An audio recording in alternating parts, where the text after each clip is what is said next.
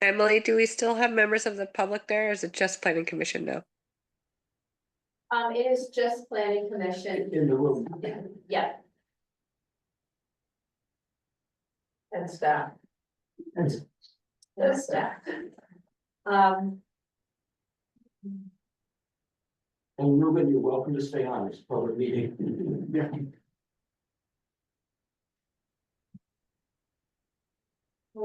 Melinda, are you able to make me the main host?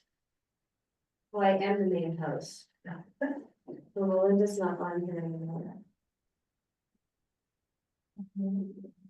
We're showing the screen to you. I think it's your view, Emily, because I've got your shared screen on the Zoom meeting. Oh, you see it up there. Yep. So what setting? I can see it on Zoom, Emily, when you had it before.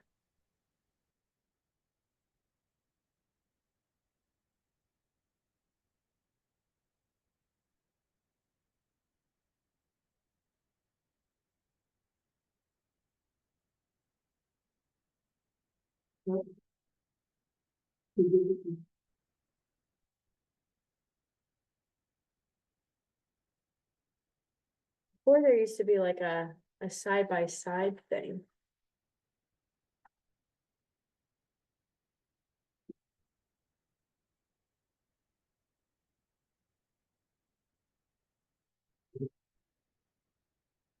One of the speakers is going to do a plus here.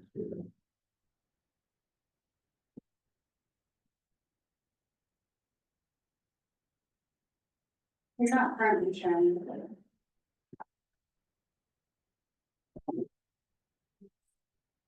There's like two Zoom screens there. Okay, well, it's doing something where you won't be able to see whoever is online, but I guess it's all planning commission, so we're all set. So no one is here from the public, which is kind of sad because I have a little PowerPoint that fleshed out more of the village bylaw stuff. I can still share it with you. I do want to note that earlier this evening, the Historic and Design Advisory Committee met. I've been talking them through the draft. They've written a memo in full support of the proposed amendments. And they wanted to emphasize that they have three distinct functions. So they provide design review to the Development Review Board. That role is essentially defunct since most of that design review district is not form-based code. The second function is design review in the historic village zoning district, what we're talking about. And then thirdly is advice to you guys on town plan and bylaw amendments for the village and design review. So they have this unique role in participating in both the administration of the bylaw and the writing and amending of the bylaw. And it's that special lens where they can see the challenges and shortcomings of the current bylaw. They're in support of this change to the contributing, non-contributing structure process, the determination letter process. And they do recognize that this amendment comes with some commitments. So more specificity around materials, what can and cannot be replaced, how new buildings are supposed to look, what kind of uses are allowed. And it is their hope that combined with flexibility for additions, new development and commercial use and the Home Act compliance, that greater opportunity emerges for the adaptive reuse and long-term upkeep of the individual structures. I'm going to jump over to the presentation really briefly. I've already received requests to have one-on-one consultations this evening as folks were leaving tonight. Next Wednesday, I'm doing an informational open house from 3 to 6 p.m. I plan to do another Planners Corner blast from Porch Forum, get the word out there a little bit more. There will be snacks provided. The goal of this informational open house is people are busy, you don't have time to sit through an hour presentation. And I want to give folks in the village the opportunity for one-on-one conversations. Let's talk about your specific property. Let's talk about your specific vicinity and get down to the brass tacks of it. as. Oh, yeah. It took me a while to understand that 101 wasn't like the 101 course that explained about it, but you kind of one on one. And I wondered if maybe you want Oh, to. Oh, yeah. Site 101. I thought that too, but I think people might understand it better. yeah, there we go. Good idea, yeah. One-on-one consultations. And I think it's a great idea. I think Yes, it's thank you. wonderful. I will make that clarification because people don't want the one-on-one course. They want 801. They want the thesis class. Here's one donation, I wasn't sure that's fair. And then at your next meeting on December 17th, it would be the last informational session when you would be formally warning public hearings on both this and the Be Home compliance. The boundaries of the village zoning district. Contained within the village zoning district is in pink is the National Register area, and in light yellow is the additional review area. So what are we not changing? We are not changing the boundaries of the village. We're not changing the boundaries of the National Register district. Building height is not changing. It's 36 feet.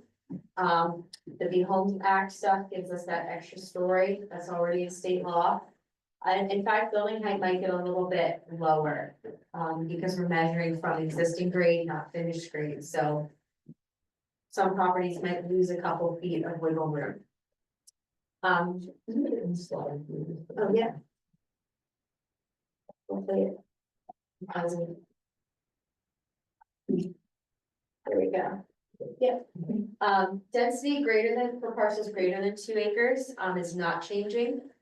Noting that less than 2 acres, we're going to more of a form-based standard that you can fit within a building. And growth management is not changing. What most of this amendment boils down to is the process. So a certificate of appropriateness is a determination that development meets the historic and design standards of the bylaw. It's required in the National Register District for all properties. And rather than applying it to the additional review area, everywhere else outside that National Register District, we're going to contributing and non-contributing. So there's some activities that don't need a certificate of appropriateness. Some of this is already codified in the bylaw. We're adding the one at the end about accessibility modifications, so things like the metal ADA ramp. The asterisks indicate some things that require a permit, so sometimes administrative, sometimes development review board. Things like boundary line adjustments, fences, things that properties do, it needs a permit, but we don't need to give it a special review through the historic village lens. So what is a contributing structure? By virtue of its age, style, integrity, or historic significance, is a feature of the historic village, typically about 50 years old. And then we refer back to the village master plan. So the bulk of these structures are gonna be between 1820 and 1860. And most of them are before 1900. And then some embellishments or things that have added, typically before 1940 might also be contributing. So thinking about the orthodontist office, it has more of a Gothic front porch and a classical Greek revival base. Non-contributing, it's the opposite typically. It's built after 1940, it's less than 50 years old. And things like accessory structures, additions, outbuildings, they can also be considered non-contributing. And the overall and purpose of the bylaw is that non-contributing have more flexibility in renovation, additional architectural style materials, or demolition. So going back to the boundaries, the 3 areas, the only map change that we're making is doing away with the additional review area in light yellow. And we're switching to that determination letter. So the hack through their lens of review, we want the big questions answered in advance. Is this structure historic or not? And that helps people determine how easy is it going to be to get a demolition, or is it impossible? What part of my home could I, demolish and rebuild, and think about all of the options before they invest in design, preservation, and engineering services. So we're not giving someone a really hard answer. after they invested a lot of time and money in a project. Emily, in the letter you had from the HDAC at the beginning, are they gonna help with determining if something's a contributing structure? Yes, I think it's phrased that the zoning administrator may. Yeah. Probably 9 times out of 10, it would go for the hack to consultation. Yeah. Yeah. So questions that we get, can I demolish and rebuild? Is the summer kitchen to my 1800s house, historic?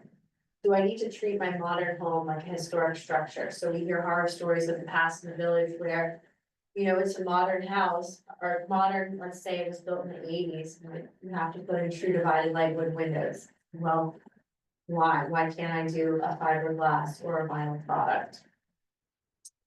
The practical difference, different process for demolition. Everywhere else in Williston, you need an administrative permit. That would apply to non-contributing structures in the village as well. If you're contributing, it's a discretionary permit with a very strict set of standards to go through. Demolition by neglect also applies to contributing structures. And then that remodel, we're following the rehabilitation restoration principles, which are outlined in the chapter. Non-contributing, you can go full HGTV on your remodel, so that's kind of how I describe it. If you want to be not a raised ranch anymore, you want to look like a modern farmhouse, go for it. You still have to meet the dimensional standards, so your building massing, your window spacing, your proportions, we still want it to look like it fits in the village. That's idea about a concrete block might not work, but you have a lot more flexibility than your raised ranch. You always have to be a raised ranch, and we're gonna look at your raised ranch like it's a historic property. 100 years down the road, if we have the same bylaw, raised ranch, it's gonna be a little bit more covered. I worked on the permit process flow chart. So you always start with that determination letter.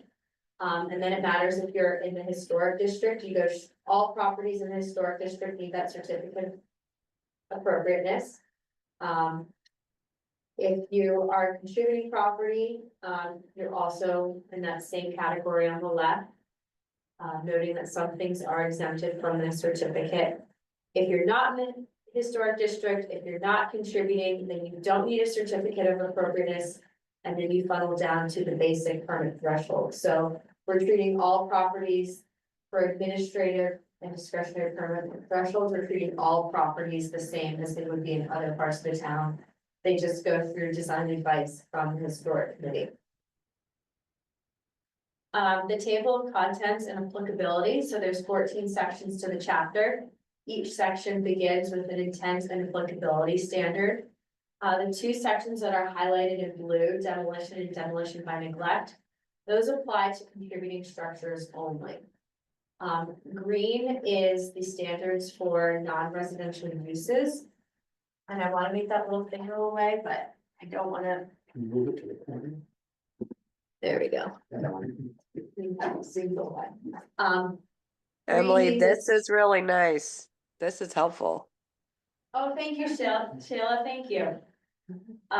Green is context sensitive, and then the red applies to all structures, but there's specific circumstances that I'll go into further. So standards for new construction and additions. That's where we talk about building massing, the telescoping development pattern. Additions to street facing facades. They may be permitted where the proposed design is typical for the architectural style and construction date of the structure. So something that's more modern, you might be able to do an enclosed porch or do an addition off the front of your house. If you're a contributing structure, probably not likely. Most in the village aren't of that style. The standards for material design and modifications. We have the flexibility for rear facing facades. So if it's minimally visible or invisible, you are treated with much more flexibility than if it were gonna be very prominent on that street facing facade, a side addition, that kind of thing. And then non-contributing structures are also given more flexibility. Mechanical equipment and utilities, this is where we talk about where meters are placed on properties, if you're building new or doing a major project, trying to shift them off to the side of a property. They apply in the National Register Historic District and all contributing structures. But not, non-contributing outside of. Or in the rest of the village district. And lastly, solar, it's not applicable to ground mounted. And it's not applicable to non-contributing structures. With solar and energy generation, we're very careful here that we're only talking about the mounting system. So we can't regulate solar, we can't require permits for solar, but we can require a review for how it is mounted to each. Major and minor uses. So right now in the village zoning district, it is a mixed use district. Non-residential, AKA commercial uses are allowed everywhere. We're creating a little bit more specificity. So minor uses are allowed throughout the village zoning district. Those are basically like a souped up full business. You can have a little bit of outdoor storage and work areas. You can't have things like outdoor sales, outdoor dining, outdoor seating, things that might be associated with creating noise, or nuisance for neighbors. And major uses are allowed on Williston Road, Old Stage, North Williston, and Oak Hill Road. So there's streets that are highlighted in green. And a caveat that it is physical frontage, not just a driveway flag lot. So even if your property is addressed to that road, or has its driveway on that road, your building and your site needs to have that frontage on that adjoining street. And that's the highlights of the permit process, the overview of, the structure of the chapter. If we want to dive into specific sections, I can pull up that document as well.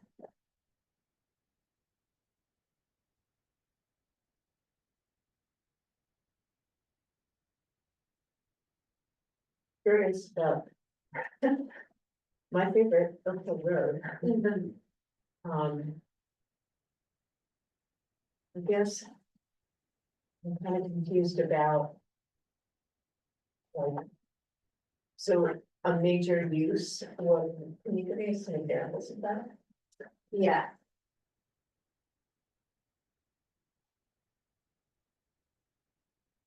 So standards for non-residential uses, remember, we have a short list of prohibited.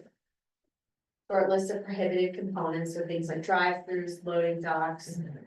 Overhead doors basically have to be like a residential garage. A major non-residential use, you have that frontage requirement, outdoor sales and display were designated on the site plan. And they're limited square footages. Outdoor storage limited to 750 square feet, and it needs to be screened from the street and neighboring dwellings. And the items must not violate the noise, odor, or dust standards of chapter 18. Outdoor work areas, and they need to be subject to 20-foot side and rear setbacks. And the DRB or zoning administrator may limit the size or location of work areas depending on the nature of the proposed activity and the characteristics of the abutting property. So, for example, you're proposing a woodworking business and your lot is a lot larger, you might have a little bit more flexibility. If it's a smaller lot, you might not be able to have that outdoor work area, or it might be extremely limited to, you know, the corner between your house and the garage to limit its noise on the other edges. You might not be able to have that at the back corner of your lot where it's abutting other properties. So I'm sorry to interrupt, but are major uses only accessories to residences, or are there possibilities of standalone commercial? Standalone commercial, yeah, these could be a mixed use, it could be. With a residential property, or it could be a standalone, so if it's a vacant lot. Someone wants to come in and do a commercial use, they're held to these standards. And company vehicle and trailer parking, so you can have. Up to 3 company or business vehicles and then up to 2 trailers. And is there some kind of like screening or something for that, so it's Yeah, that would jump us down to, the landscaping and buffering standards, so.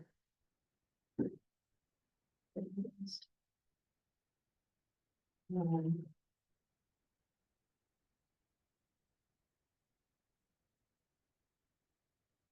So the intent of the landscaping standards is, say you have a new commercial use going in this structure.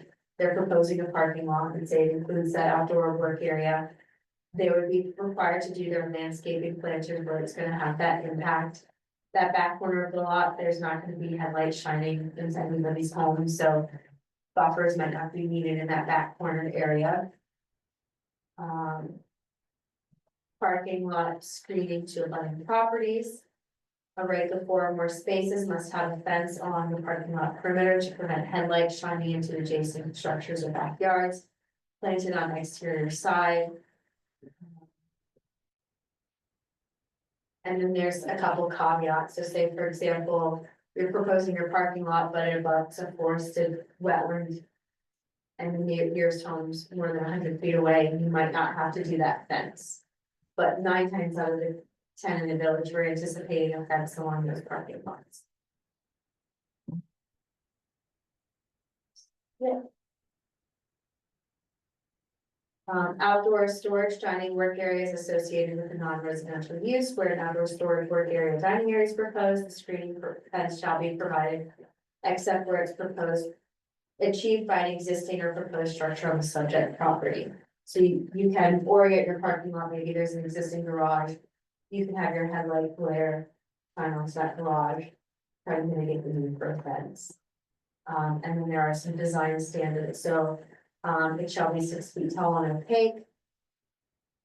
The DRB may reduce or increase the height where topography or other screening conditions make it feasible. So for example, the Conforties property theoretically, it has a retaining wall. They're on the corner of Oak Hill Road and Williston Road, and they have a retaining wall on their backyard against Churchview Estates Drive. So, state. oh, yeah, comes off of Old Stage, so that might be a scenario, say, for example, a commercial parking lot goes in there. You would need the retaining wall and then 6 feet to capture all that headlight glare that would probably look quite high to the homes on Churchview Estate, so you could do a lower fence, you'd still be achieving all that headlight glare because there's some topography in place. And the big kicker, there's solid waste container storage requirements. And elsewhere in chapter 15, whatever it is for maintenance, you either have to have slow close or some sort of slamming sound mitigation, basically like a rubber pool noodle along the rim. So these standards, I think, would make it very challenging. We love to use our Dollar Tree, Dollar General example. Parking lots in the village are required, can only have bollard lighting. So that's gonna push you to have either a smaller parking lot or you're doing a sidewalk with bollards along it.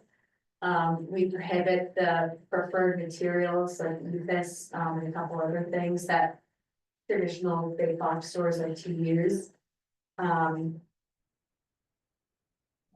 then the building massing, like we're looking for typically pitch throughs, regular windows and doors. We're looking for a structure that looks more like a historic single family home than a square box.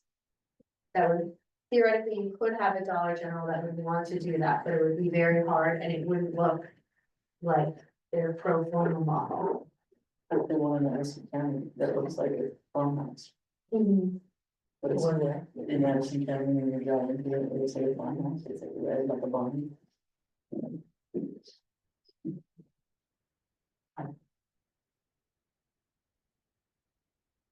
I know, we do have the building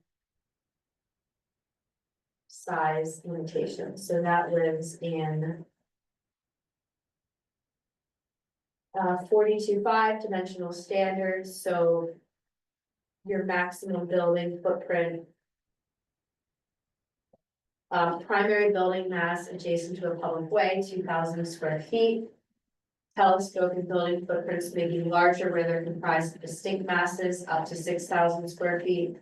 And then the maximum footprint of a detached rear lot structure is 3,500 square feet, so. Most bigger uses are gonna want more of that, and they're not gonna wanna do it in a telescoping pattern, they're gonna want it to be one contiguous block.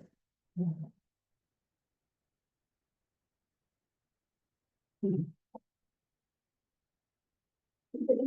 terms of like the telescoping and sampling, Yes.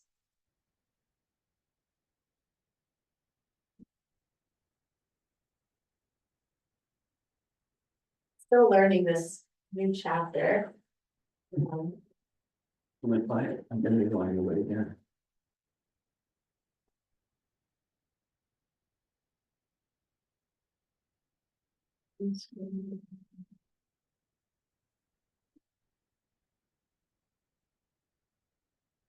New structures and additions, I think, here we go, yeah. I know you're trying. Yeah. Okay, thanks. And I did get copyright permission to use a diagram from Big House, Little House, Back House Farm.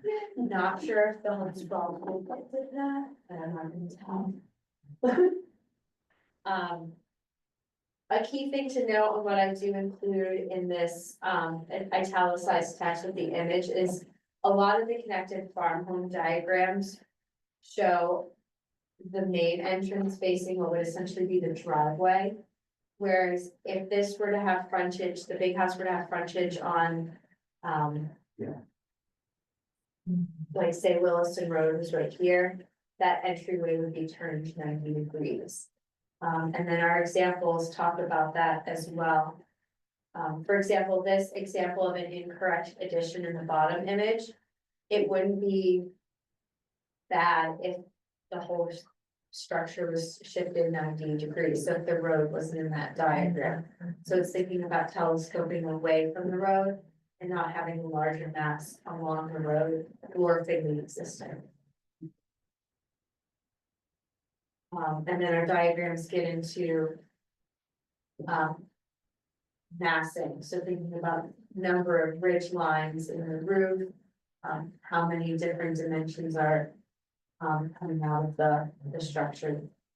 Simple on the left, more suburban, silent on the right. We do have a couple. This.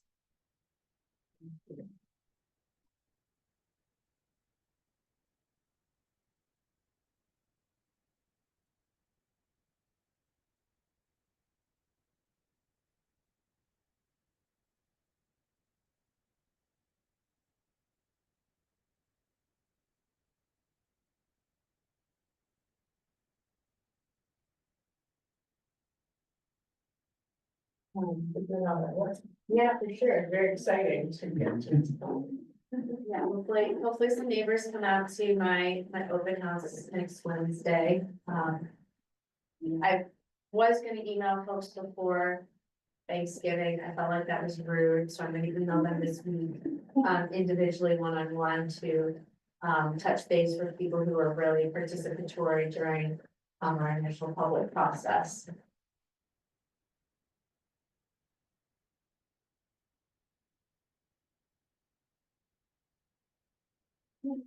So are we ready to move on to the grand list history of this petition? Yeah, can you make me a copy for me? Oh, yes. I had a question. I saw you included the draft, home and other sort of amendments. Is that something we're talking in the minutes? Is that something we were talking about today? I know we talked about them previously, but there was some stuff that was added. Oh, right. Yes, we should talk about that very, very briefly. My apologies. I just had a question on one aspect of it. And I don't know if you want to talk through some of it first or if I would just ask my question. Yeah, what's the question? In the last section, the very last, okay, not the very last. On page 4, when it says, school impact fees, chapter 44 was deleted. Yeah. It said CPSD informed the town that the debt service has been paid off, therefore the collection of impact fees is no longer required. Should impact fees was the collection only valid for the time that the debt was still there, or should we still be collecting impact fees? Like essentially, like even if we're not, even if we don't owe money now, isn't there still impact that we should be potentially preparing to be collecting for or saving for? Sure, I can take that. So to take impact fees legally, you need to be taking fees that are doing something to address a capacity need that the development creating the impact is connected to. So in the case of this, the school impact fee that we were charging, it was related to paying a share of a bond that was taken out by the Chittenden South School District to expand capacity at the CVU High School. So they took out that bond, they built that project, they've been making payments on it. Some of the money toward those payments has come from this Williston impact fee. There are no other debts being incurred right now, or projects being undertaken that are related to capacity expansion within the district. So the justification for that fee is gone, essentially. So we're not, so we're not legally able to keep the impact fee. Correct. So once you've paid for the project, you're essentially done. I guess, because even though, like, we've all seen a lot of times that show that development does not increase, like we haven't seen it historically increase the burden on the school. I think something that comes up a lot is how will this development impact schools? And so like, even if the debt, even if we've currently finished the project that costs the money, it's like, well, how are we forecasting? Like, as a reasonable family, like, as when you write your family budget, you're like, well, in a year, I'll need to pay for these repairs in my car. So I just wondering if there's a mechanism to like keep that in mind, or if we like can't at all because there's not an immediate cost of paying. Right, so, you could reestablish an impact fee if it was determined that something was needed in anticipation of future development. I do think that given the relatively flat enrollment over the last 20 years in the school district, despite the significant new residential development in the same, it's going to be harder to find that nexus and justify something like a school impact fee. One thing that we've had some discussions with the manager's office is a more town-based public safety facilities impact fee. Because we do see increased needs for capital improvements to public safety related to new growth in town, both residential and otherwise. But for schools, you know, if the school even had a capacity study they were paying for, or a facilities planning study that said, yeah, we think there's more kids coming, we need to figure out what we should design, the design costs, the study costs, the cost of redrafting a new impact fee, those are all eligible things that you can spend impact fee money on, as well as the proverbial sticks and bricks to build the project. But we just don't have that on the horizon right now. Conversely, if you need to fix something you already have, or if you've got a maintenance project, but it's not because there's new growth coming in, those things are not eligible to be covered by impact fees. You need those today regardless of the new development, so you can't load the cost onto the new development. In 2015 and the years prior, there was both a K-8 facility fee and a 9-12 impact fee. So 2015, a single family household would have paid $11,000 in impact fees. Once that K-8 facility was done being paid for and dropped off, we just had the 9-12. And technically it would have ran through the end of FY 2025, but the school notified us early that, hey, you're done. Yep. So conversely, in a near future bylaw amendment, probably a component of the next one we do, you'll probably see an extension of the recreation impact fee, which has a table that ends in 2025 right now. Eventually, there will be a new study and new facilities and new costs to distribute to new growth, but right now, it's just given the cost of everything more than justifiable to just continue charging that fee, but we'll want to revise to add those years to the schedule. I had two questions about the same thing, and you answered one of them. The $18 million we put into this school 4 years ago. You're saying because it was fixing, it's not, right, I know that bond is not, that bond's then taken over by the district, but I'm sure it's not paid off, but you can't count that. No, The second part of my question was that less than a year ago, we added an external classroom at Allenbrook School. And I don't know how that's being paid for, but if it was borrowed money, we must be paying for that somehow. And a year ago, the school district was actively investigating how to expand Allenbrook School. I thought it was tentative whether we would need to right away, but they wanted to have a plan, and they were doing planning related to that. Did that just evaporate? I don't know where that planning effort went. If it resulted in a prediction that, a project was needed. And you could say the reason we need this project is because more kids are coming because more development is coming. That's that nexus I keep talking about.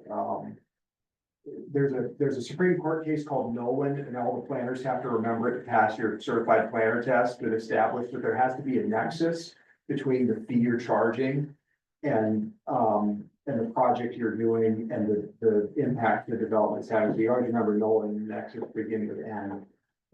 Then you pass your exam. Because when we were talking the civic center, one of the options was to situate it in Allenbrook, where it was originally designed that there could be all the core things are on the west side and the classroom stuff's on the east side. The idea was there could be another classroom where the playground is now, and it could share the gym, the cafeteria, the administrative offices, and the art and library. That all the shared facilities are on the west side for that reason. We were considering whether that should be one of the options for the community center. And the answer was no, we can't do it because the schools are going to need it. So something's not lining up for me about the schools planning and them telling us that there's nothing.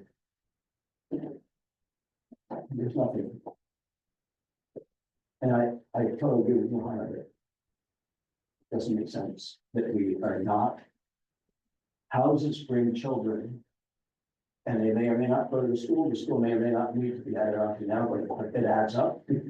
And the one that is added today is no different to us as a town than the one that's added in 5 years when we decide we do need a new building. So Williston's added 1,100 homes over 20 years, and it has added 0 kids K through 8 to the Williston School District. I'm aware of it, very aware of that stuff. So it's really hard to as affirmatively say today that new house is gonna bring some decimal number of children as it was when those fees were established last time. I know they're using that external classroom for meetings and so forth, not for teaching at the moment. But the fact they needed it and they rushed to get it less than 12 months ago, or it was 12 months ago, last fall. I don't understand. Something isn't jiving. I think what we've understood about that is the schools are facing operational challenges, and needs for more program space, needs for more, specialized space for additional staff. Schools have taken on functions that they did not have 20 years ago. And some of that is starting to generate some of the space needs, which is, just the reality we kind of find ourselves in. But there could very well be a study over the long term that predicts growth that recommends an impact fee be charged. Impact fees are not something any community has to do. The theory is it's a way of getting new development to pay its fair share of the cost of the expanded facilities that it requires. So you could see a need to expand capacity at CVU. I would hope that would result in a district-wide impact fee that was paid by every new home in the district. Not just 2 of the towns in the district, which is what happened with this last one. Impact fees were paid in Shelburne and Williston and not in the other 3 municipalities, which is really odd. I don't know, and I've spent a lot of time trying to figure it out. The But next time it won't be Yeah, our turn. Well, could it be because we went to the district budgeting and we didn't change our town level impact fee policies? it may have been, I'm not sure why a home in St. George generates fewer children than a home in Williston. Or does or doesn't. But that's essentially watering the bridge at this point.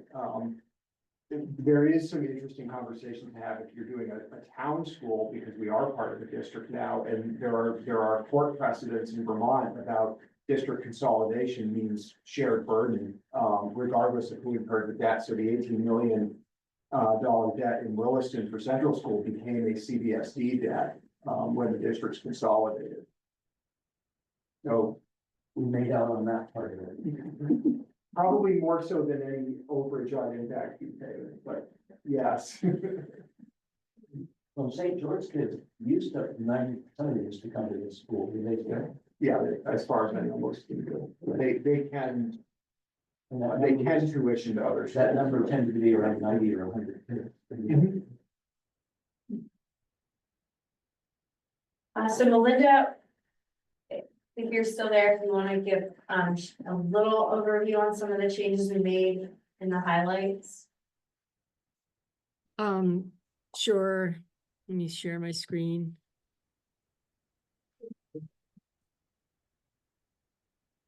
I think we would have to lock the front door and we're no longer a public meeting, unfortunately, I had that thought too. I think we would have made it. She just sit there freezing. Yeah.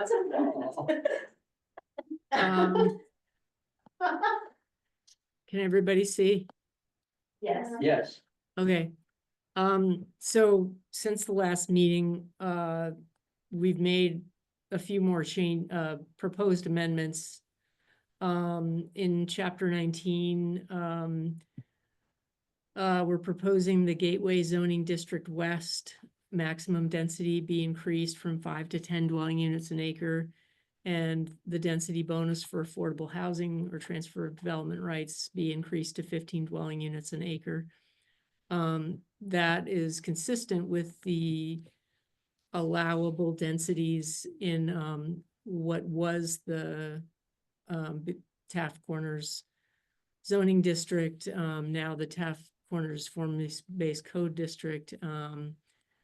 And then we are making some proposed changes to the official zoning map. I'm just going to show you that map. It's probably easiest to do that. So the mixed use residential zoning district would get merged into the residential zoning district. It really just consists of the Taft Farms condo residential development. So it wouldn't, it would be conforming, excuse me, with the residential zoning district, and there's really no reason to just have it continue to be the mixed use residential zoning district. And then this remnant of Taft Corners zoning district, the southern portion of it, would merge into the mixed use commercial zoning district. And then the northern portion of what remains the Taft Corners zoning district, instead of having it, be called the Taft Corners zoning district, I think we thought it would be confusing to have that as well as the Taft Corners form-based code zoning district. So we're proposing renaming it to the something like Midway Residential Zoning District. It's basically just the annex and some surrounding mostly residential properties.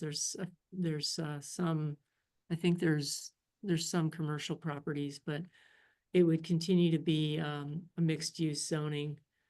And then I want to put it in the Taft Corners form-based district. yeah, we tried to do that.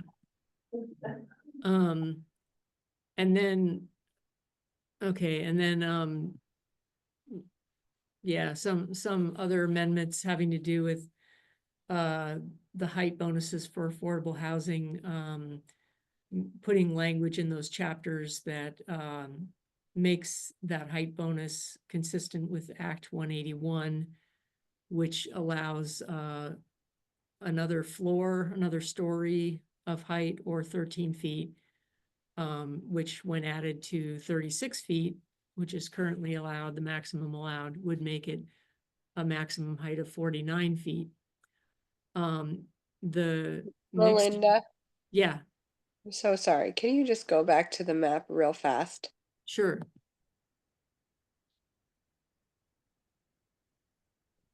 The little guy on the mixed use residential zoning district, that's on the, hold on, I'll get my This one eastern right here. side. There we go. Yes. Yeah.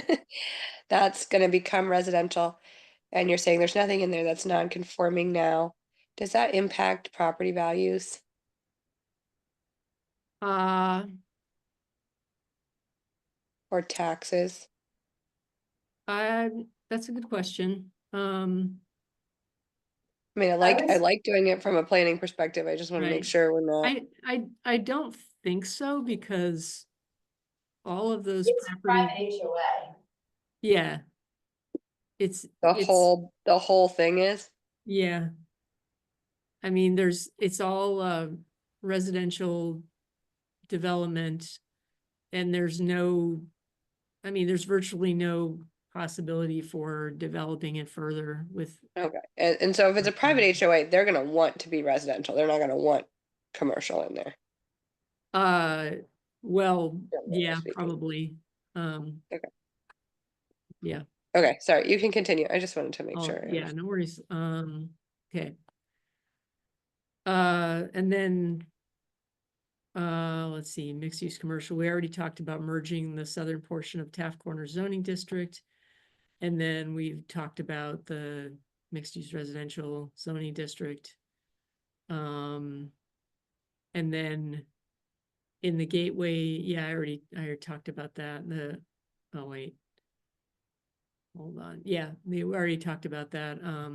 Increasing the maximum density in the Gateway Zoning District West. Yeah, that's pretty much it. And then the school impact fees chapter goes away.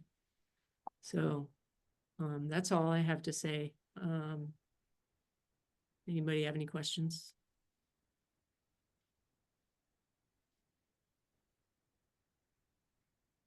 Okay, Looks good. all right.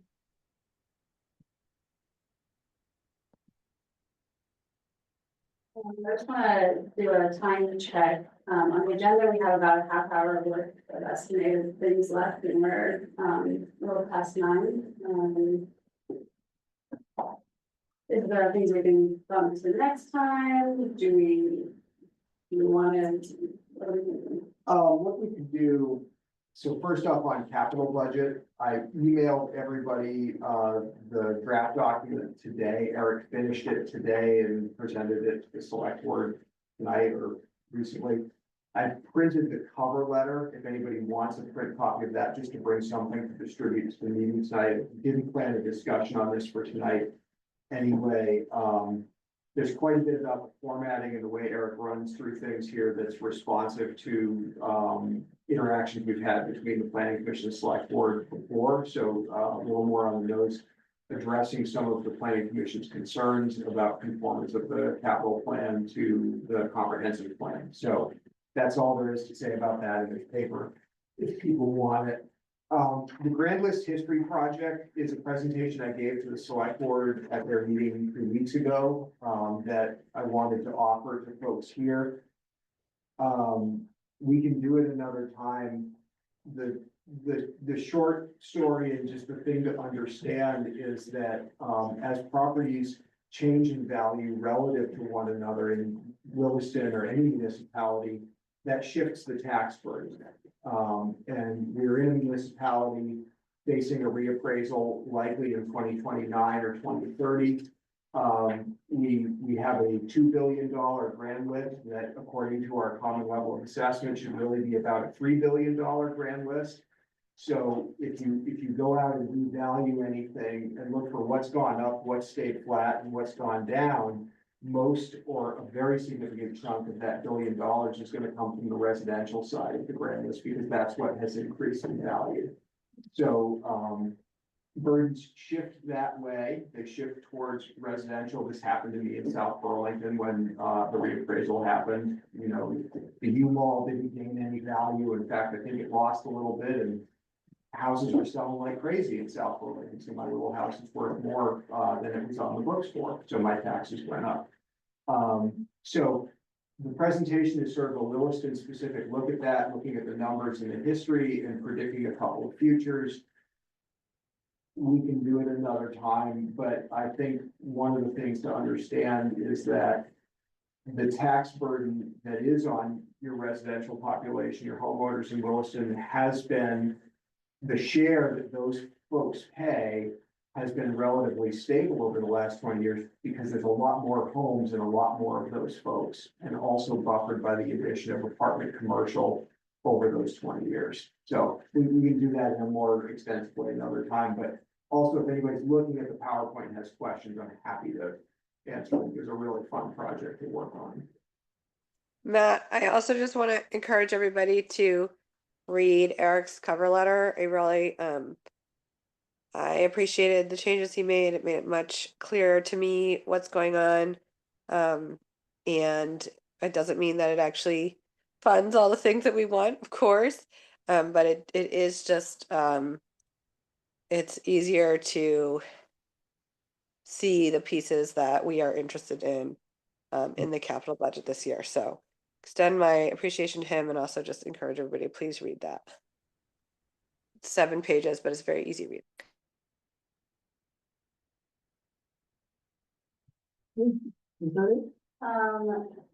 We also have minutes to vote on from last time. Oh, I mean, it was pretty brief, and I made just like 1 or 2 little grammatical suggestions. It was like Chapin maybe have been in there, taking a couple words, but they looked good to me. I'm happy to, So nothing substantive. yeah, happy to move that we something that's amended. all in favor? All right. All right, motion to adjourn? So moved. Second, all in favor?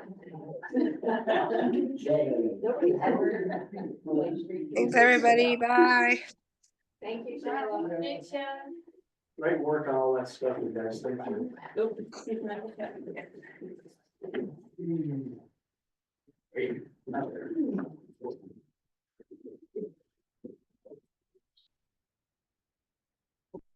Love that one. Oh my gosh. Yeah. Well, I love the image. It conveys Drawing what it's supposed to attention to convey. the absurdity of those kinds of. Yes.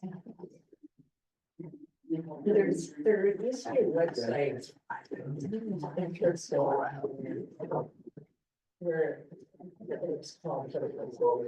All of those. Good to see everybody. Have a good night, everybody. Night.